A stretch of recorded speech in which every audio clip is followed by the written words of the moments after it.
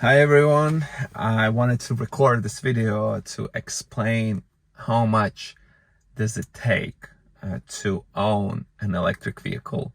In my case, this is Kia e-Niro EV. So for the month of July of 2022, I kind of counted up all the costs that I incurred, and there's going to be a lot of numbers that I'll throw at you, but at the end we'll come up with the total figure what it takes to drive my Kia e-Niro. So let's start with insurance. So I pay 18 euros per month for mandatory insurance, which is called Odsta.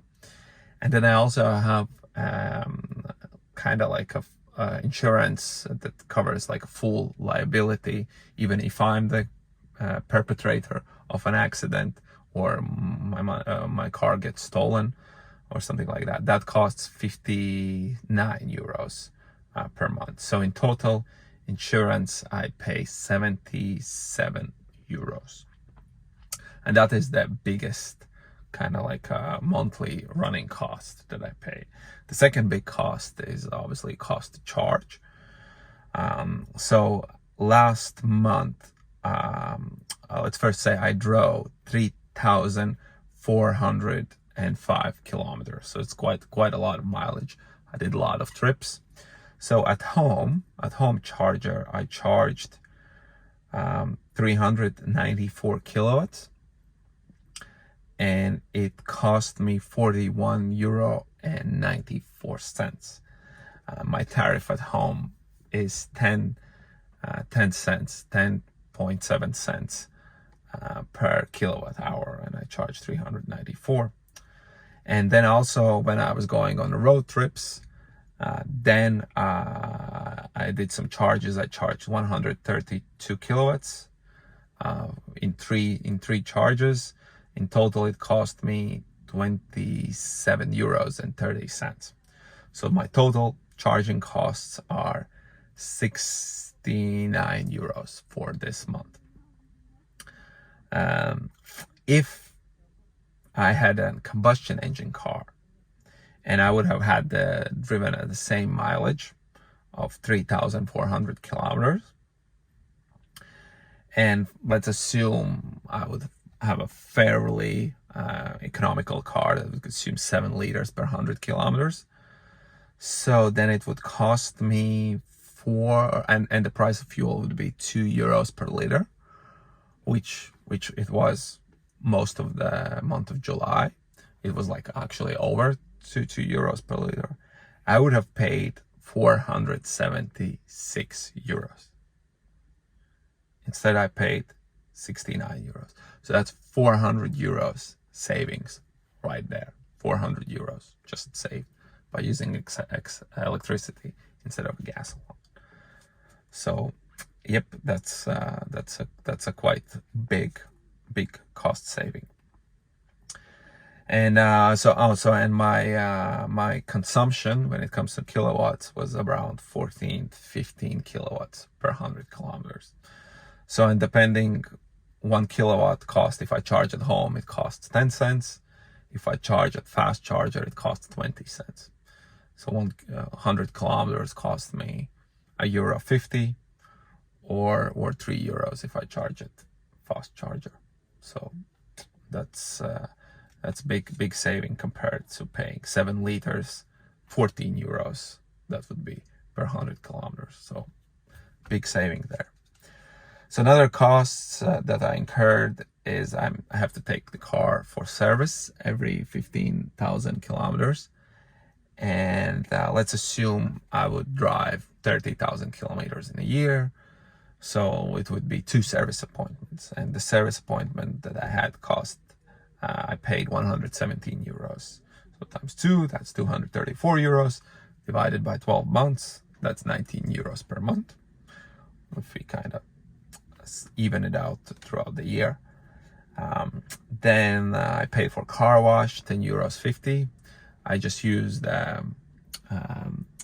one that where I use my own kind of like it's kind of self-service car wash. It's cheaper. It costs me like two or 3 euros every time I wash my car.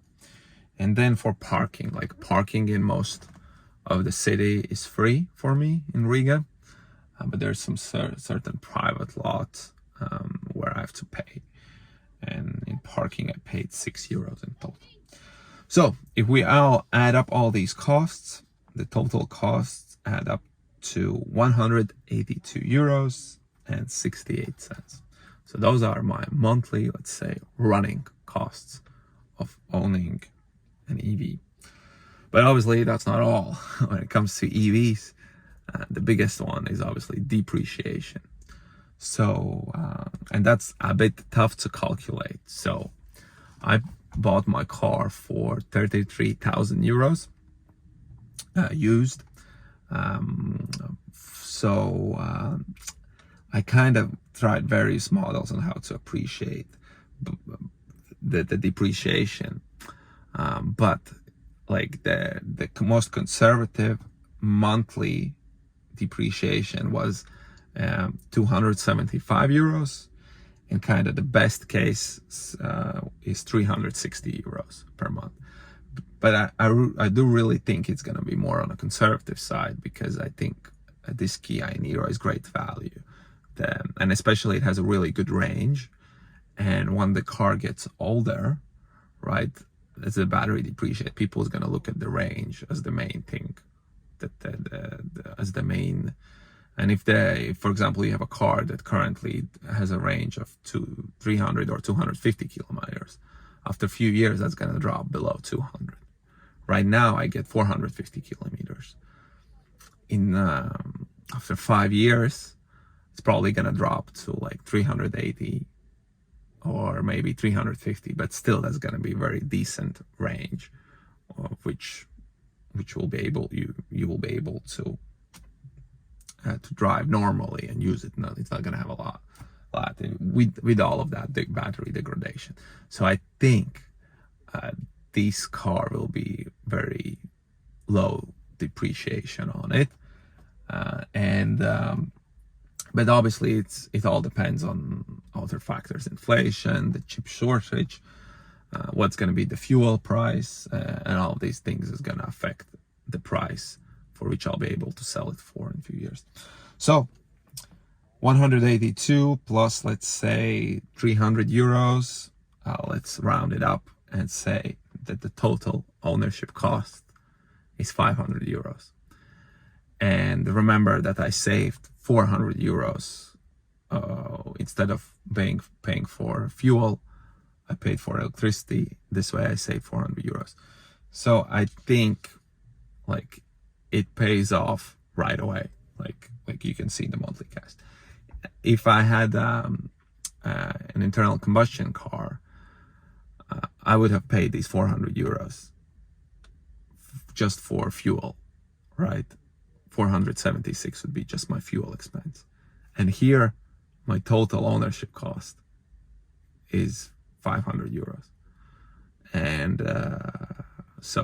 but if you have a combustion engine car, then you also have other expenses, like you have to change oils and things like that. So it probably you would pay like 800, 900 euros per month to own